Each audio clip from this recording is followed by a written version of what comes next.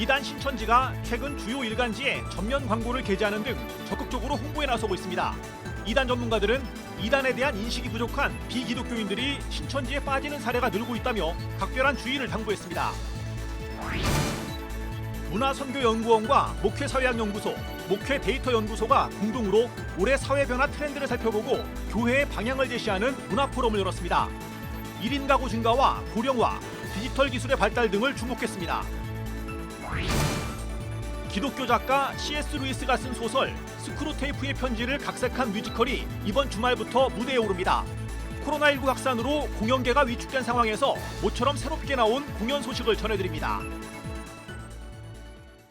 여러분 안녕하십니까? CBS 뉴스입니다. 2단 신천지가 최근 주요 일간지에 전면 광고를 게재하는 등 적극적으로 홍보에 나서고 있습니다. 2단 전문가들은 상대적으로 경각심이 낮은 비기독교인들이 신천지에 빠지는 사례가 증가하고 있다며 다시 한번 각별한 주의를 당부했습니다. 오유셉 기자입니다. 최근 도심 한복판 대형 5개 광고판에 신천지 행사 광고가 등장했습니다. 유튜브 등 온라인상에는 천지일보와 천지TV 등 신천지 옹호 매체의 신천지 관련 콘텐츠들이 확산되고 있습니다. 조선일보와 중앙일보, 동아일보, 한겨레 등 주요 일간지에는 신천지 온라인 세미나를 홍보하는 광고가 전면으로 게재되기도 했습니다. 그런 피해 사례를 그동안 사회적으로 그렇게 많이 알려줬는데도 홍보해주고 전면 광고를 실어주고 억대 관련 광고비가 그렇게 된다고 알고 있는데 이렇게 돈만 받으면 누구라도 응원해준다는 것은 그들의 종교 사기에 동참하고 있는 거고 항의를 하면 우리만 그런 게 아니라 다른 데도 그렇다 이런 얘기까지 하는 거 보면요 더 기가 막힌 거예요. 2단 전문가들은 이만희 교주 집행유예 선고 이후 신천지 지도부가 다시 대대적인 포교 지시를 내리는 것으로 파악된다며 다시 한번 경각심을 일깨워야 한다고 강조했습니다. 탈퇴자들이 급증한 상황에서 막대한 자금을 투입해 이미지를 세탁하고 세력을 과시함으로써 내부 단속에 나서고 있다는 분석입니다. 이제 아예 드러내놓고 아주 공세적으로 좀 방향을 전환하자 이런 이제 내부 판단이 있었을 거라고 봐요. 많은 사람들이 지금 그래도 몰려오고 있다라는 이런 분위기, 이런 인상을 신천지 내부 신도들에게 심어줄 필요가 있기 때문에 사람들이 많이 몰려오고 있다라고 하는 이런 분위기 연출을 위한 이런 포석으로서 지금 막대한 그런 자금을 이제 풀면서 저렇게 홍보하고 있지 않나. 2단 전문가들은 특히 최근엔 상대적으로 경각심이 낮은 비기독교인들이 신천지에 빠지는 사례가 많다고 경고했습니다. 청춘 반환 소송 등으로 인해 정체를 숨기고 포교하는 신천지의 행태가 지탄을 받고 있지만 여전히 비슷한 방식의 포교가 자행되고 있다며 주의를 당부했습니다. 포교를 하기 위해서 접근하는 사람들은 모르는 사람이 아니에요. 대부분 친한 친구, 동창이라든가, 그리고 같은 교우였다거나, 친척이라든가, 인간적으로 신뢰할 만한 그 관계를 가지고 접근하는 거거든요. 기독교인들보다 훨씬 인간관계에 많이 영향을 받는다는 거예요. 그래서 접하면서 성경 공부를 하다가 결국은 이제 자기도 모르는 사이에 깊이 빠져버리는.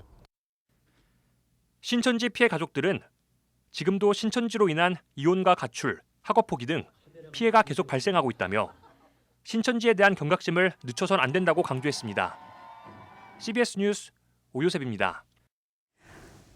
2022년 사회변화 트렌드를 살펴보고 한국교회의 방향성을 제안하는 문화포럼이 열렸습니다.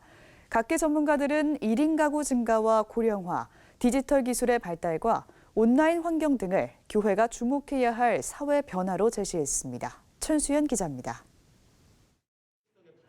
문화선교연구원과 목회사회학연구소, 목회데이터연구소가 공동으로 마련한 문화포럼. 이들이 주목한 우리 사회의 특징은 나노 사회입니다. 개인주의가 극대화되면서 사회가 나노 수준으로 파편화됐다는 의미입니다. 1인 가구의 비중이 40%에 이르고 가족 해체가 늘어나는 가운데 코로나19로 거리 두기가 장기화되면서 개인주의와 고립의 현상이 강화되고 있는 겁니다.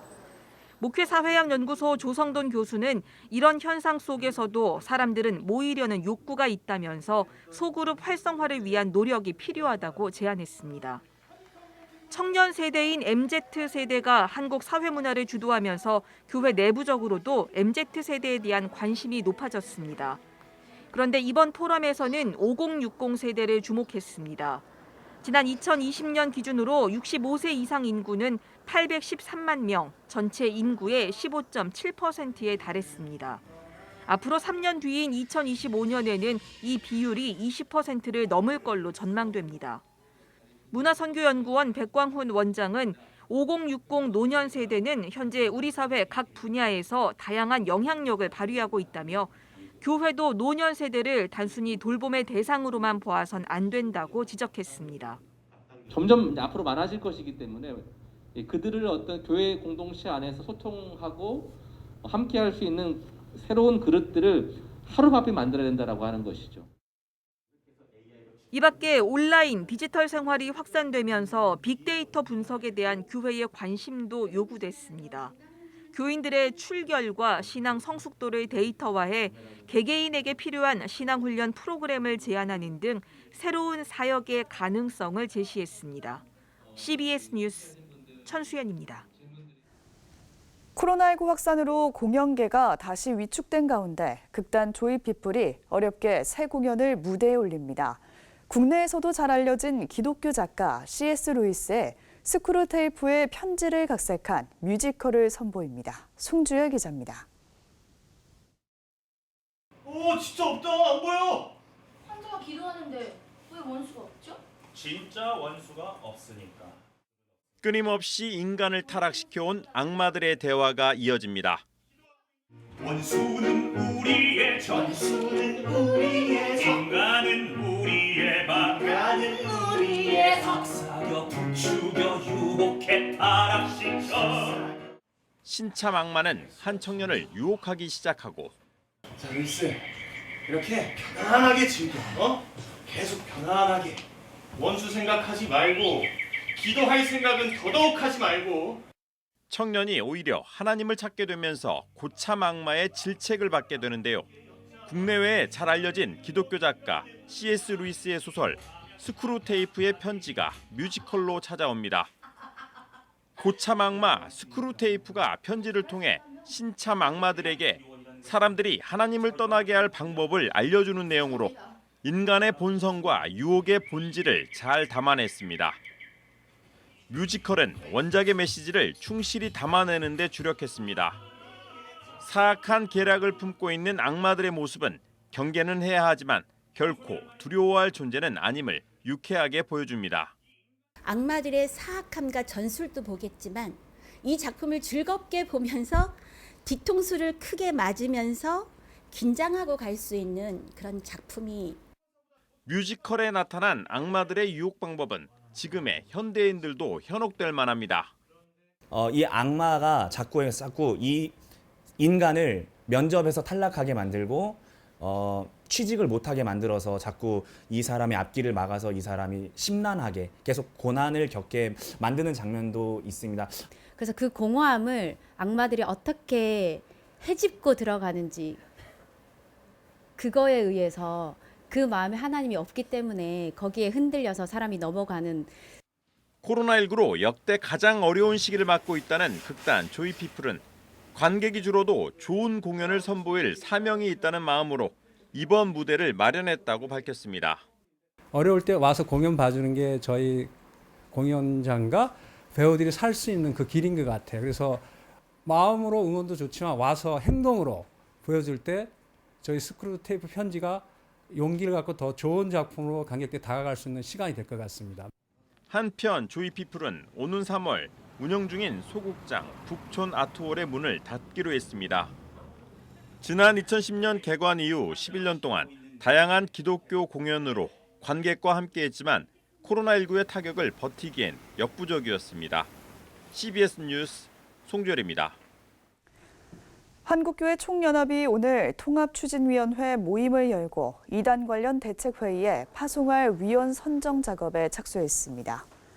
한교총 통추위는 1차로 이단 대책위원회가 있는 교단을 중심으로 위원을 선정하기로 했으며 구체적인 위원은 다음 모임 때 확정하기로 했습니다. 앞서 한교총과 한기총은 한국기독교총연합회 내 이단 문제 해결을 위해 이단 관련 대책회의를 구성해 6개월 동안 대상자들을 검증하기로 합의한 바 있습니다. 한교총과 한기총은 이단 관련 대책회의에 참여할 9명의 위원을 함께 선정할 계획이며 500명 이상 교인이 출석하는 교회 담임 목사와 교단 신학교 현직 교수 등이 위원으로 검증에 참여합니다.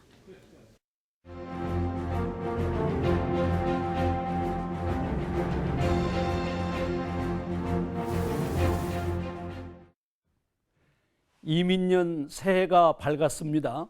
올해는 앞으로 5년 동안 이 나라를 통치할 대통령을 선출하는 중요한 해입니다. 지금 대한민국은 반만년 역사 이래 최대의 국군 상승기를 맞고 있지만 동시에 전례 없는 위기에 봉착해 있습니다. 이 중차대한 시기에 누구를 대통령으로 뽑을 것인가 엄중한 사명이 국민들에게 위임되어 있습니다.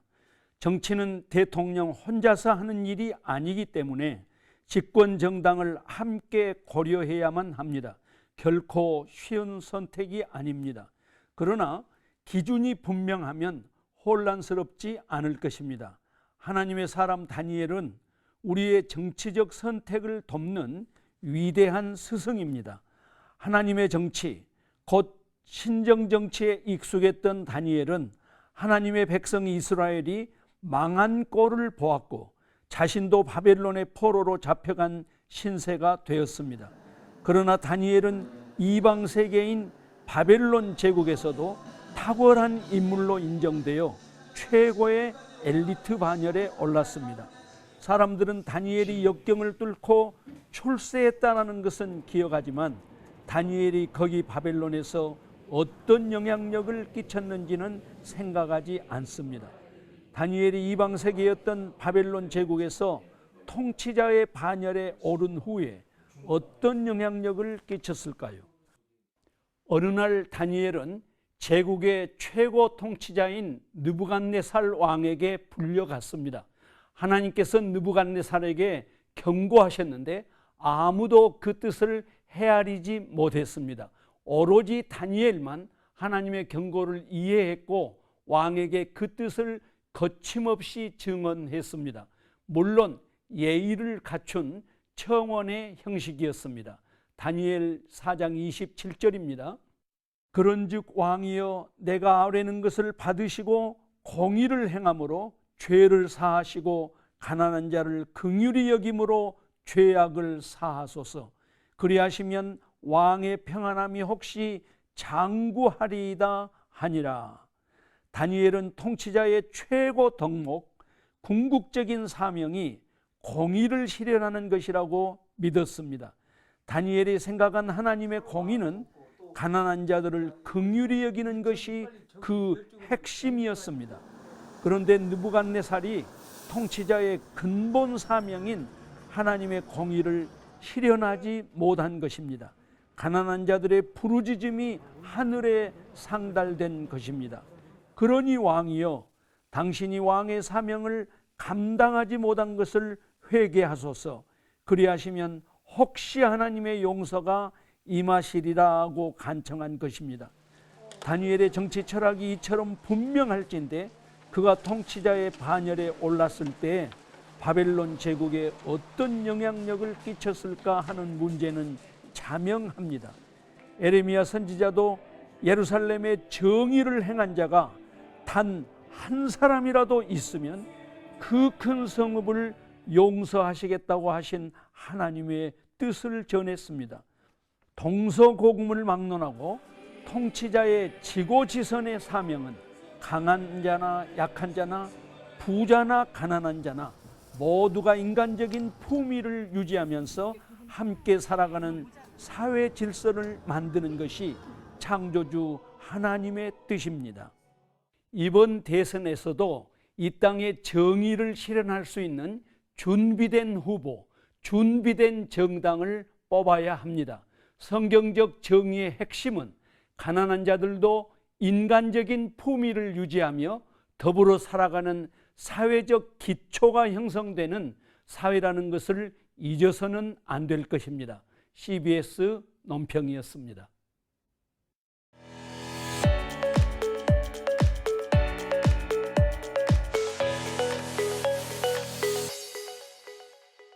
간추린 지역교계 소식입니다. 새해를 맞아 지역교계는 신년 할애회와 신년 예배 등 행사를 갖고 2022년을 준비하고 있습니다. 기독교 대한감리회 남부연회와 광주광역시 기독교교단협의회의 신년 할애회 소식을 전해드립니다.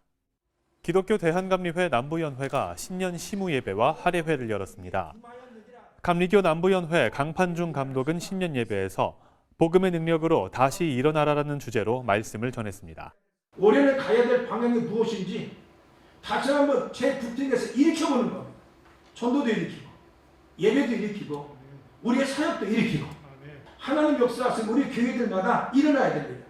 그렇죠. 우리의 재정도 일상의 삶도 회복되고 교회 부흥도 일어나야 되는 것입니다. 무엇으로? 복음의 능력. 광주광역시 기독교교단협의회는 교계 지도자들과 시장, 시의장, 교육감 등 각계 인사들이 참석한 가운데 2022년 신년 할애회를 열었습니다. 광교협 대표회장 강희웅 목사는 신년사를 통해 더 새롭고 창대한 2022년이 되길 바란다고 전했습니다. 우리 모두에게 성령님과 함께 2022년도에는 더 새롭고 더 창대하고 더 큰 축복의 역사가 넘치게 되시기를 주님의 이름으로 간절히 소원합니다. 여러분 새해 복 많이 받으십시오. 이번 행사는 광주기독교교단협의회가 주최하고 광주성시화운동본부, 광주광역시 초교파 장로연합회와 나라사랑 기도포럼 등이 공동으로 주관했습니다. 전북 익산 영생감리교회가 이웃과 함께하는 사랑의 선물 100박스를 관할 동사무소에 기탁했습니다. 강병수 삼성동장은 지역사회 나눔과 봉사를 실천하는 영생감리교회에 감사를 표했습니다. 영생감리교회는 해마다 독거노인 반찬 배달을 비롯해 결손가정과 개척교회를 돕는 등 지역사회와 이웃을 섬기는 일에 힘써오고 있습니다.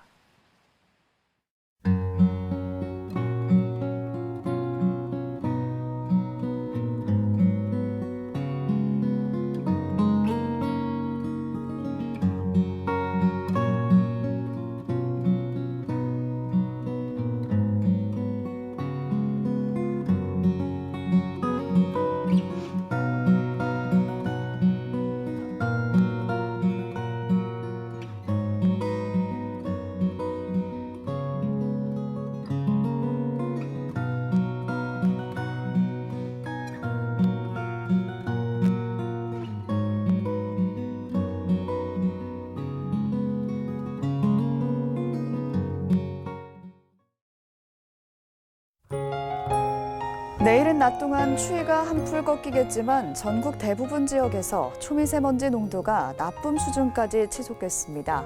건조한 날씨도 계속 이어질 것으로 보여서 화재 예방에 유의하셔야겠습니다.